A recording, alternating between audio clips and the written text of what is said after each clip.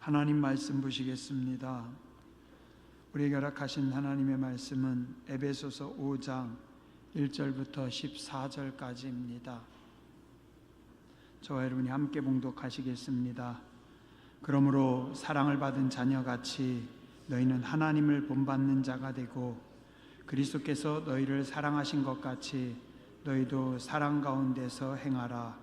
그는 우리를 위하여 자신을 버리사 향기로운 제물과 희생 제물로 하나님께 드리셨음이라. 음행과 온갖 더러운 것과 탐욕은 너희 중에서 그 이름조차도 부르지 말라. 이는 성도에게 마땅한 바니라. 누추함과 어리석은 말이나 희롱의 말이 마땅치 아니하니 오히려 감사하는 말을 하라. 너희도 정녕 이것을 알거니와 음행하는 자나 더러운 자나 탐하는 자 곧 우상 숭배자는 다 그리스도와 하나님의 나라에서 기업을 얻지 못하리니 누구든지 헛된 말로 너희를 속이지 못하게 하라. 이로 말미암아 하나님의 진노가 불순종의 아들들에게 임하나니 그러므로 그들과 함께하는 자가 되지 말라. 너희가 전에는 어둠이었더니 이제는 주 안에서 빛이라. 빛의 자녀들처럼 행하라. 빛의 열매는 모든 착함과 의로움과 진실함에 있느니라. 주를 기쁘시게 할 것이 무엇인가 시험하여 보라. 너희는 열매 없는 어둠의 일에 참여하지 말고 도리어 책망하라. 그들이 은밀히 행하는 것들은 말하기도 부끄러운 것들이라. 그러나 책망을 받는 모든 것은 빛으로 말미암아 드러나나니 드러나는 것마다 빛이니라. 그러므로 이르시기를 잠자는 자여 깨어서 죽은 자들 가운데서 일어나라. 그리스도께서 너에게 비추시리라 하셨느니라. 아멘. 이 밤에도 거룩하신 하나님의 은혜가 여러분들 가운데 함께 하시길 주님의 이름으로 축원합니다. 누가복음 4장 3절 이하에 보면 마귀가 예수님을 3번 시험하는 장면이 나옵니다. 마귀가 이르되 네가 만일 하나님의 아들이거든 이 돌들에게 명하여 떡이 되게 하라. 네가 만일 내게 절하면 다 내 것이 되리라.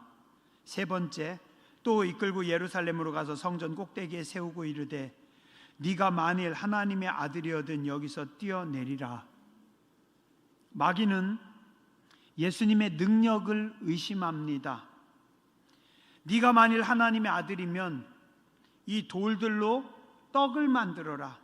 네 능력을 보여줘라. 네가 만일 하나님의 아들이면 여기서 뛰어내려라. 너의 진정한 신적 능력을 보여줘라 라고 합니다.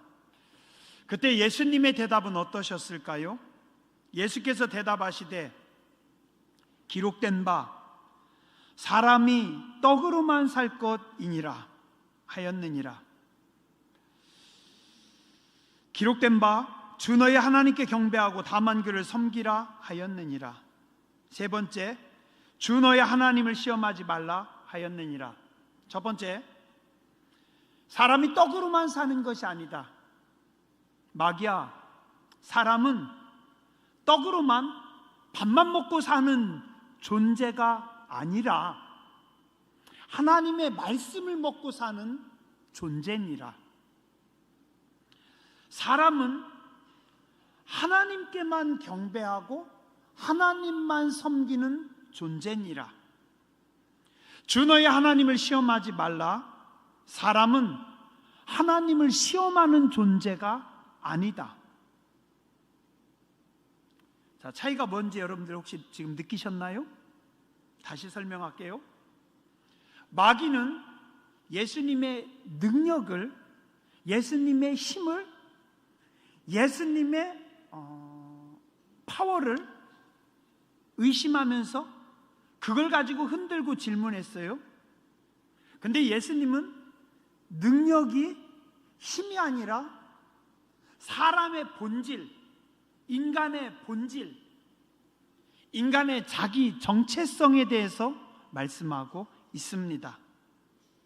마귀는 능력을 보여줘라, 돌을 떡으로 만들어주고 네가 여기서 뛰어내려라라고 얘기했는데 예수님은 아니, 능력이 아니라 사람은 떡으로 사는 존재가 아니야. 사람은 하나님을 시험하는 존재가 아니야. 인간이라고 하는 존재는 마귀에게 절하는 존재가 아니라 하나님만 섬기는 존재야. 인간은 하나님께만 예배하는 존재야. 마귀는 능력을 가지고 질문을 했는데 예수님은 존재로 대답을 하십니다. 사람이 어떤 존재인가에 대해서 예수님은 분명하게 말씀하고 계십니다. 여기 컵에게 질문을 합니다.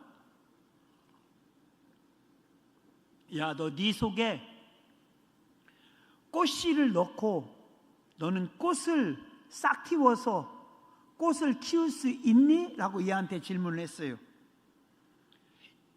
이 컵이 뭐라고 대답할까요? 네 속에 꽃씨를 넣어서 꽃을 심을 수 있니? 나는 화분이 아니야. 나는 컵이야. 나는 식물을 자라게 하는 것이 아니라 물을 담고 사람의 목마름을 해결해 주는 존재야.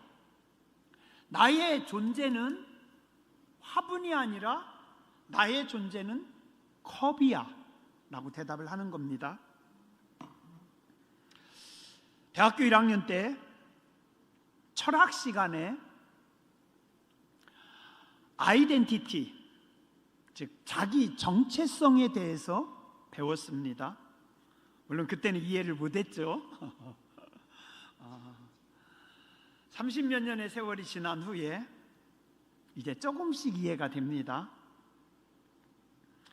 아이덴티티, 자기 정체성, 이게 무슨 말이냐면 한글로 자기 정체성입니다. 영어로 아이덴티티입니다. 존재, 어떤 존재, 존재 목적, 여기 서 있는 저의 아이덴티티는, 저의 자기 정체성은, 내 존재 목적은 왜 하나님이 나를 여기에 세워놨을까? 나는 어떤 존재일까? 존재에 대한, 이 존재에 대한 어떤 사물이나 인간의 그 존재에 대한 질문, 존재 번지수. 우리 가끔 농담으로 그러죠? 너는 국어 참 못했나 보다. 왜? 주제 파악을 참 못하는 것 같아. 주제 파악. 너는 산수도 못했지? 너는 분수를 몰라. 그죠? 이 분수, 주제 파악, 분수, 나의 위치, 나의 서 있는 거, 내가 해야 되는 일, 내가 해야 되는 거. 자, 이게 자기 정체성입니다. 그리고 아이덴티티라고 합니다. 존재를 인식하는 겁니다. 그리고 나라고 하는 존재가 무엇을 해야 될지 아는 겁니다. 아이덴티티가 제대로 정립되지 못한 사람은 똑바로 서 있을 수가 없어요. 우리 그런 얘기 하죠. 예전에 농담으로 사람이면 다 사람이냐? 사람답게 살아야 뭐라고요? 사람이지. 그죠? 우스갯소리예요. 이게 아이덴티티에 대한 질문입니다. 야, 네가 사람이라고 사람의 모양을 했다고 네가 사람인 줄 아니? 사람의 자기 정체성, 사람의 아이덴티티가 똑바로 서 있어야 사람이지. 아이덴티티가 제대로 정립되지 못한 사람들은 아주 어리석은 짓도 서슴없이 할 수 있습니다. 왜요? 자기 정체성이 제대로 확립되지 않았기 때문입니다. 나라고 하는 존재에 대해서 몰라요. 내가 뭘 해야 되는지 몰라요. 내가 어떻게 살아야 되는지 몰라요. 그러니까 그 모양 그 꼴입니다. 예를 들어서 100년 전에 조선 사람이 조선인의 아이덴티티가 제대로 정립되지 못했으면 어때요? 나라가 무너지든지 나하고 무슨 상관이야? 나만 잘 먹고 살면 되지. 뭐 나라가 밥 먹여줘? 내 가족들만 편하게 살면 되지. 예전에 저희가 정말 어떤 어르신 보고 깜짝 놀랐어요. 일제시대 일본어를 아주 잘했대요. 그래서 일본 순사에게 칭찬을 받았대요. 그걸 자랑스럽게 얘기해요. 네 하고 말았어요.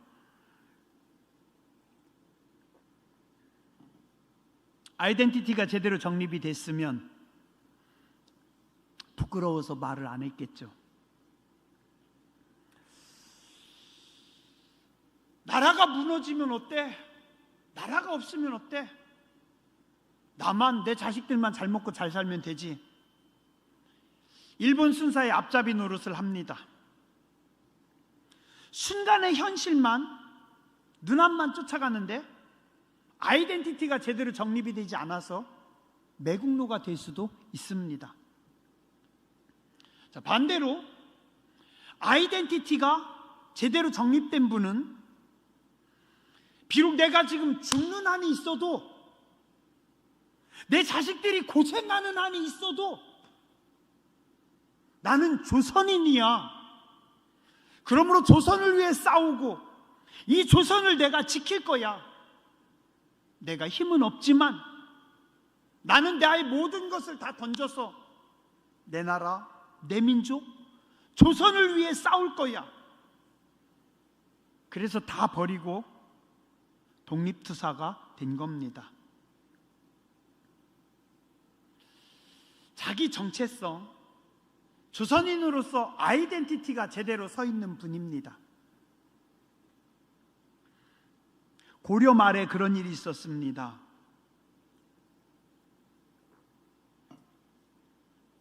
이성계 장군의 하늘을 나르는 새도 떨어뜨릴 수 있는 절대 권력을 쥐고 있는 잘 나가는 이성계 장군의 아들 이방원이 포은 정몽주를 만납니다. 그리고 정몽주와 함께 술 한잔 하면서 시를 지어서 이야기합니다. 이런들 어떠하리, 저런들 어떠하리, 만수산 드렁치기 얽혀산들 어떠하리. 우리도 이같이 얽혀서 100년까지 누려봅시다. 살아봅시다. 하여가라고 합니다. 이렇게 살면 어때요? 저렇게 살면 어때요? 만수산에 가면 칡넝쿨들이 쥐들끼리 엉켜서 사는 것처럼 우리도 함께 공존하면서 어우러져 삽시다. 어차피 한 100년 사는 인생인데 손잡고 같이 살아봅시다. 뭐 꼭 고려라고 하는 나라만 지켜야 됩니까? 고집 부리지 말고 우리 함께 힘을 합쳐서 새로운 세상, 새로운 나라에서 한평생 즐겁게 살아봅시다. 회유가를 부릅니다. 포은 정몽주 이렇게 대답합니다. 이 몸이 죽고 죽어 100번 곡쳐 죽어 100골이 진토되어 넋이라도 있고 없고 임향한 일편단심은 가실 줄이 없어라. 내가 죽는데 100번을 죽여봐라. 내가 100번을 죽여도 세월이 지나서 내 뼈까지 다 삭아서 흙이 되고 내 혼이 있는지 없는지도 모른다 할지라도 임향한, 고려를 향한, 고려 왕을 향한 내 마음은 일편단심이다. 한 마음이다. 절대 변하지 않는다. 네가 나를 100번을 죽여봐라. 단심가로 유명합니다. 그날 밤 포은 정몽주는 선주교에서 피살당해 철퇴를 맞아 죽습니다. 뭐 때문에요? 아이덴티티가 고려의 신하로서 분명했기 때문입니다. 그러나 역사는 그를 존중하고 존경합니다. 역사적 사건 하나만 더 말씀드릴게요. 그 유명한 조선의 4대 왕 세종대왕께서 정치를 아주 잘 하셨습니다. 훌륭한 성군입니다. 그리고 자기가 죽기 전에 후계자 첫째 아들 문종을 잘 훈련시켜서 문종을 왕위로 세웁니다. 이 문종도 똑똑합니다. 다방면에 아주 탁월했어요. 세종대왕의 뒤를 이어서 나라를 잘 다스릴 탁월한 왕이었습니다. 자, 그런데 이 문종이 왕위에 오른 지 2년 만에 39살의 나이로 갑자기 사망합니다. 병사합니다. 그때 그의 아들 단종은 12살이었어요. 12살짜리 어린 단종이 왕위에 오르니까 신하들 중에 강한 신하들이 튀어오릅니다. 그리고 또 삼촌, 아버지의 동생 세종대왕의 둘째 아들 수양대군이라고 하는 똑똑하고 강한 인물, 나중에 세조라고 합니다. 이 인물이 주변 정적들을 다 제거합니다. 그리고 정권을 잡습니다. 그리고 어린 조카 왕을 신하들이 옆에서 계속 협박해가지고 그냥 삼촌 세조한테 왕 넘기시고 편하게 사세요. 뭘 머리 아프게 왕 노릇하려고 합니까? 그래서 세조에게 왕위를 넘겨요. 어린 단종이 울면서 강원도 산골짜 깊고 깊은 영월로 가서 거기서 숨어 삽니다. 쫓겨난 왕 어린 단종을 다시 세우기 위해서 아이덴티티가 분명한 충성스러운 신하들이 단종 복귀 운동을 복귀할 수 있도록 준비를 합니다. 어느 날 잡아서 세조를 제거하고 쫓겨난 단종을 다시 불러다가 왕으로 세우리라. 그런데 일이 틀어집니다. 밀립니다. 그러니까 그 중에 어떤 사람이 가가지고 다 밀고 해버려요. 그래서 어린 쫓겨난 단종 왕을 다시 왕으로 세우려고 했던 사람들이 다 죽임을 당합니다. 그 중에 한 사람, 이들이 다 죽임당한 6명의 대표적인 신하를 우리는 사육신이라고 합니다. 성삼문이라고 하는 분이 이런 시를 짓습니다. 이 몸이 죽어가서 무엇이 될 거 아니? 복례산 제일봉에 낙락장송 되어 있어. 백설이 만건곤 할제 독야 청청하리라. 내가 죽어서 무엇이 될 거 아니? 저기 복례산 산꼭대기 위에 가장 높은 봉우리에 소나무가 되어서 백설이 만건곤할제 온 세상이 하얀 눈으로 다 덮일 때 세조가 왕이 되어서 온 세상의 권위를 다 떨치고 세상을 그냥 한겨울로 싹 그냥 다 덮어버릴 때 독야 청청하리라. 나는 거기서 푸르고 푸르게 서리라 라고 이야기를 합니다. 그도 역시 죽임을 당합니다. 정몽주, 성삼문, 아까운 인물들이죠. 그죠? 그러나 역사는 분명히 그들을 기억합니다. 이게 신하의, 그리고 이게 정치인의 하나님이시기 때문에 요한복음 1장에 말씀하고 있잖아요. 참 빛, 진짜 빛, 창조의 빛, 세상을 만드신 빛, 어둠을 쫓아낸 빛. 예수님은 빛입니다. 너희는 빛의 자녀들이라. 주 안에서 빛이라. 빛의 자녀들처럼 행하라. 빛의 열매는 모든 착함과 의로움과 진실함에 있느니라. 어떻게 하라고요? 성도의 자기 정체성은 빛입니다. 왜요? 우리는 빛이신 예수님을 바라보기 때문에. 성도의 자기 정체성은 뭐겠어요? 말씀이신 예수님을 따라가기 때문에 말씀의 지배를 받는 자들입니다. 여러분들은 말씀의 통치를 받고 말씀의 다스리심을 받는 자들이 성도입니다. 주님 자꾸 귀찮게 하지 마세요. 주님 나 싫어요. 주님 그건 내 스타일 아니라니까요. 그건 모르겠어요. 그러나 여러분들은 말씀의 자녀들입니다. 그리스도인들입니다. 성도의 자기 정체성은, 성도의 아이덴티티는 말씀 안에서, 말씀을 따라서, 말씀의 통치를 받고, 말씀의 지배를 받고, 말씀의 다스리심을 받고 나아가는 것이고, 성도 밖에 아이덴티티가 없는 사람들은 불순종의 자녀들입니다. 성도는 빛입니다. 예수님이 빛입니다. 예수님을 따르는 우리도 그 빛 가운데 거하는 겁니다. 대산을 넘어 험곡에 갈지라도 우리는 빛을 따라 나아가는 자들입니다. 죽음의 골짜기를 지날지라도, 어둠의 골짜기를 지날지라도, 악한 영들이 역사한다 할지라도 우리는 빛의 자녀들이기 때문에, 우리의 아이덴티티는 빛이기 때문에 빛을 따라 살라라는 겁니다. 어둠의 일에 참여하지 말라라고 성경은 말씀하고 있습니다. 행여라도 내 발이 어둠 가운데 하나라도 걸쳐 있다면, 내 새끼발가락 하나라도 어둠 가운데 걸쳐 있다면 회개하세요. 내 생각이, 내 언어가, 내 손이 어둠에 깃들여 있다면, 어둠과 손잡고 있다면, 주님이 보시기에 부끄러운 일을 하고 있다면 다 회개해야 됩니다. 뭐라고 해요? 11절에 어둠의 일에 참여하지 말라 말씀하고 있습니다. 너희는 열매 없는 어둠의 일에 참여하지 말고 도리어 책망하라. 어둠은 어떻게 움직입니까? 12절, 은밀히 움직입니다. 어둠 가운데서 움직입니다. 뒤에서 움직입니다. 지나고 나서 보니 아이고, 왜 이렇게 철없는 짓을 그때 또 했을까? 왜 그렇게 부끄럽게 했을까? 미련한 짓을 합니다. 근데 어둠은 뒤에서 은밀하게 유혹합니다. 은밀하게 그 짓거리를 시킵니다.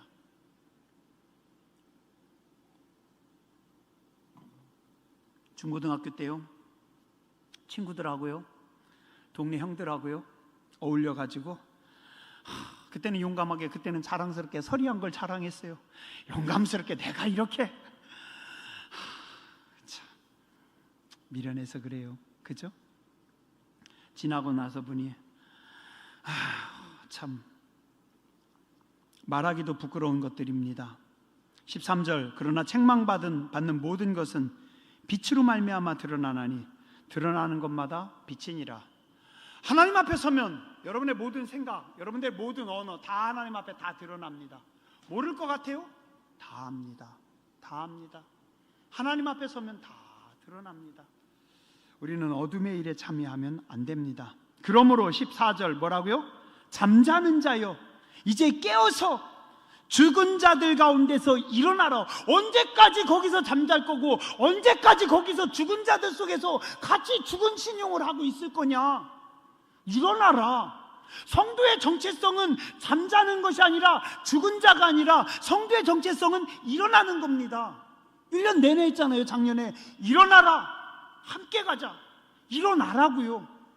일어나는 게 성도의 정체성입니다. 잠자는 건 성도의 정체성이 아닙니다. 죽은 자는 성도의 정체성이 아닙니다. 주님은 말씀하십니다. 죽은 자여 일어나라. 이제는 빛 가운데로 행하고, 이제는 말씀 가운데로 행하고, 이제는 성령을 따라 행하라.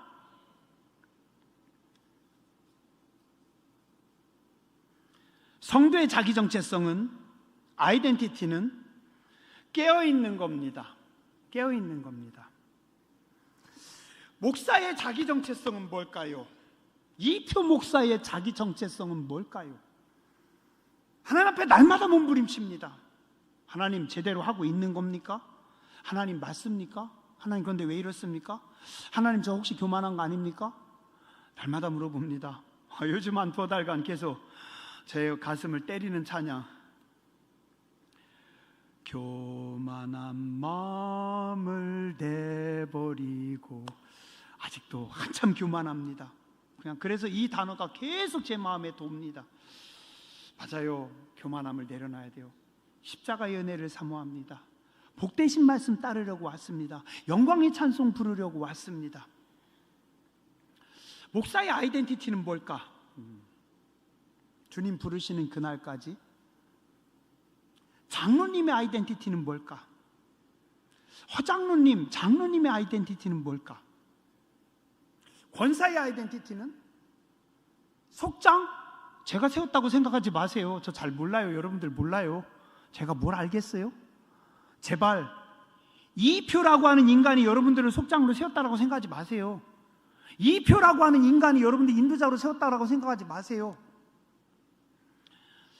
주님이 주신 거룩한 직분입니다.